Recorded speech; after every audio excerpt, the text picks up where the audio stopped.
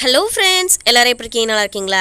இனிமேல் தர்பூசணி வாங்குனீங்க அப்படின்னா கண்டிப்பாக அது தோலை தூக்கி போடவே மாட்டீங்க. இது போல் சூப்பராக செஞ்சு பாருங்கள். இதுக்கு கொஞ்சமாக தர்பூசணி தோலை எடுத்துக்கோங்க. இதை பாதியாக கட் பண்ணி இதுக்கு மேலே உள்ள இந்த பச்சையாக இருக்கக்கூடிய எல்லாத்தையுமே பீலரை வச்சு நல்லா பீல் பண்ணி எடுத்துக்கோங்க. அதாவது சீச்சு எடுத்துக்கோங்க. இது போல் எல்லாத்தையுமே கொஞ்சம் கூட பச்சைகள் இல்லாமல் சீச்சு எல்லாத்தையும் எடுத்து வச்சுக்கலாம். இப்போ மேலே உள்ள தோல் எல்லாத்தையும் கொஞ்சம் கூட பச்சைகள் இல்லாமல் இது எல்லாத்தையும் நல்லா சீச்சு எடுத்துக்கோங்க.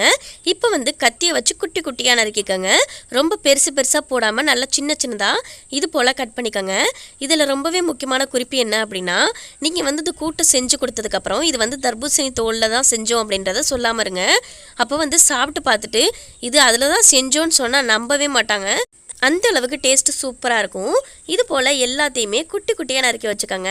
ஓகே ஃப்ரெண்ட்ஸ், இது ஒரு பக்கம் இருக்கட்டும்.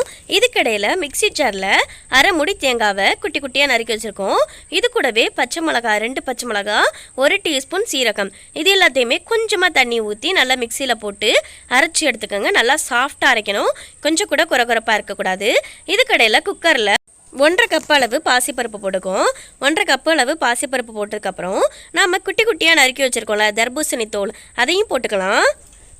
இது எல்லாத்தையும் நல்லா போட்டதுக்கப்புறம் இது கூடவே 2 தக்காளியும் நம்ம நறுக்கி வச்சுருக்கோம். குட்டி குட்டியாக நறுக்கி வச்சுருக்க 2 தக்காளி. இது கூடவே 1 டீஸ்பூன் போல் மஞ்சத்தூள் போட்டு கொஞ்சமாக அரை கிளாஸ் அளவு தண்ணி ஊற்றிக்கோங்க.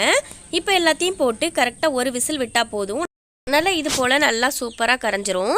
இப்போ ஒரு தடவை லைட்டாக கிண்டி விட்டு அடுப்பை ஆன் பண்ணிக்கோங்க. நம்ம ஸ்டார்டிங்கில் தேங்காய் அதே போல் சீரகம் பச்சை மிளகா போட்டு அரைச்சி வச்சுருக்கோம்ல, அந்த பேஸ்ட்டை இந்த ஸ்டேஜில் ஊற்றிக்கலாம். இது நல்லா கொதிக்கணும். கொஞ்சம் நல்லா கொதித்து இந்த பச்சை வாசனை போக நல்லா வேக வைக்கணும். நல்லா லோ ஃப்ளேம்லேயே வச்சு இதை கிண்டி விட்டுக்கிட்டே இருங்க. ரொம்ப தண்ணி சேர்க்க வேணாம்.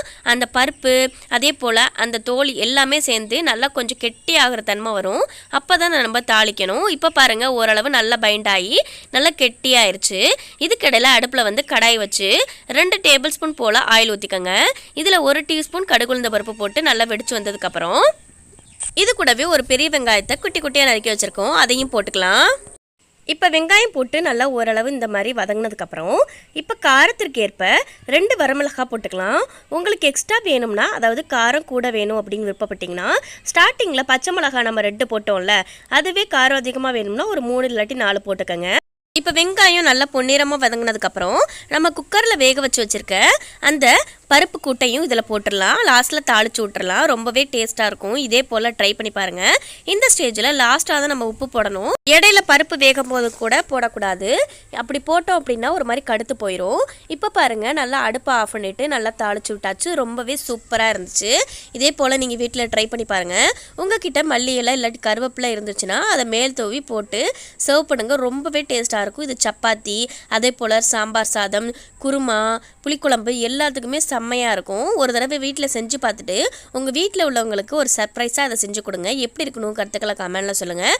இந்த வீடியோ பிடிச்சிச்சுன்னா நம்ம சேனல் தொடர்ந்து ஃபாலோ பண்ணிக்கோங்க. ஓகே ஃப்ரெண்ட்ஸ், நெக்ஸ்ட் வீடியோவில் பார்க்கலாம். டாடா பாய்.